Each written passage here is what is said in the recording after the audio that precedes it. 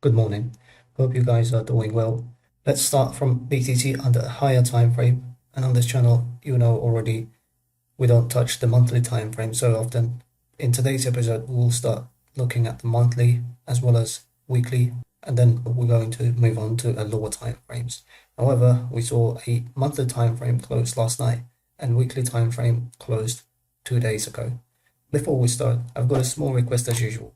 If you guys are learning and enjoying from the contents, do not forget to like the video, and if you're new to the channel, subscribe and activate the bell so you do not miss the accurate market updates. A monthly time frame. Under the monthly time frame, as I mentioned, that tonight, before we closed, we have a monthly close and would like to see to close above 36,500 and above. I would like to remind you, if you're not following me via Twitter, you can follow me at @the_magnate for an instant and market updates. So 36,500 was around in this region, and as you can see, we had a perfect close. We closed at around $38,500 $400. At the moment, we are at around $38,450. And as long as we close above this month, the February, again the same level, and then highly likely the price action may consolidate a bit, and then we may see a higher levels. However, it is slightly early for us to talk about those levels. We have to move on to a weekly time frame.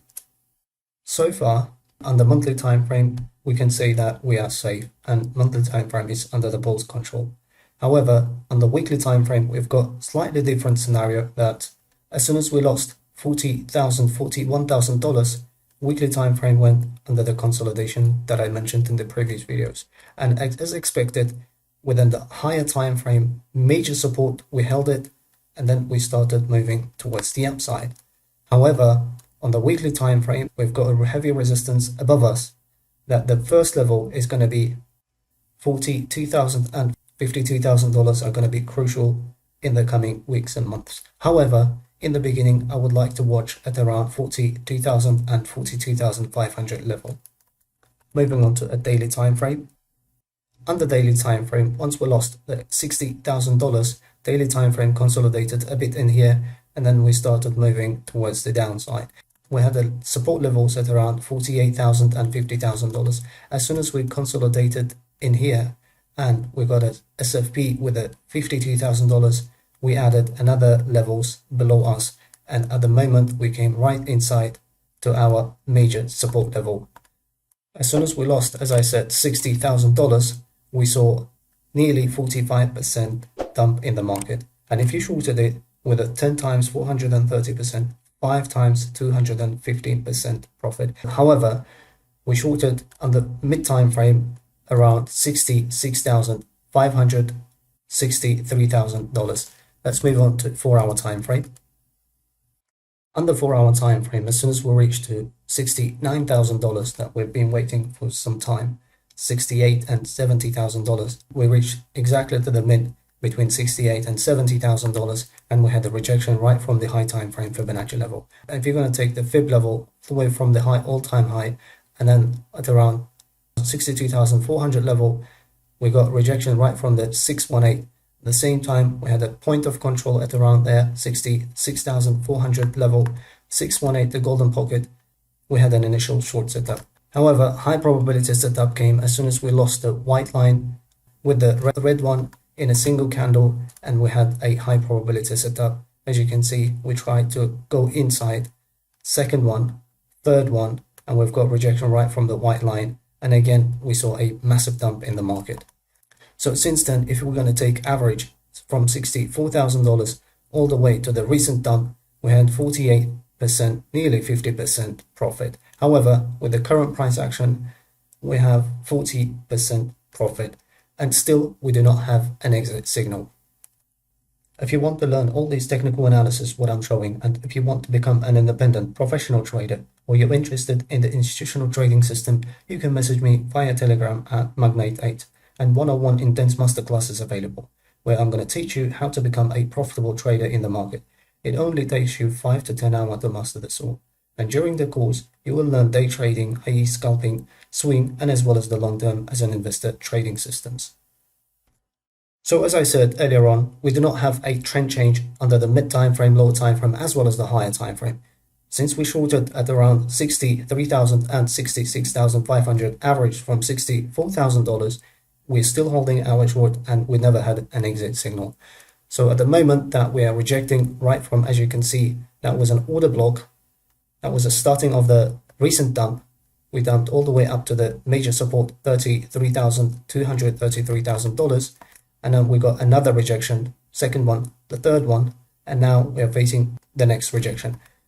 All I can say is this resistance is slightly heavy one, and I'm not expecting in the next 48 to 72 hours to test this strong resistance. We might get a strong candle, however, highly likely that we're going to get a rejection right from that strong resistance.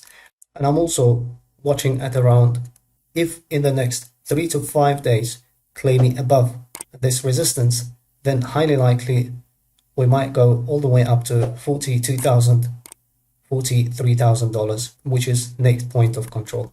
At this stage, 4-hour, 2-hour time frames are heavily under the bear's control. If we're going to see a rejection, which is at the moment that we are seeing number of rejections right from here, we may test this support. And if we lose the lower time frames within this support, highly likely that we're going to come all the way up to this next point of control, and then we might have an SFP. Price action will come to this level, and we might get an SFP, something like that, and we're going to take this lows. But that's going to happen, I would say, in the next 3 to 7 days.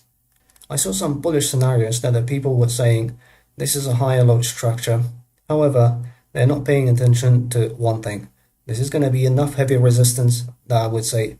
However, we've got 4-hour and 2-hour time frames are heavily under the bear's control. 1-hour time frame may be under the bull's control. However, as I keep mentioning, on a downtrend, I pay less attention to 1-hour and 2-hour time frames bullishness. I would rather follow, if you're doing a swing trade, 4-hour time frames. And we do not have, as you can see, a higher high structure.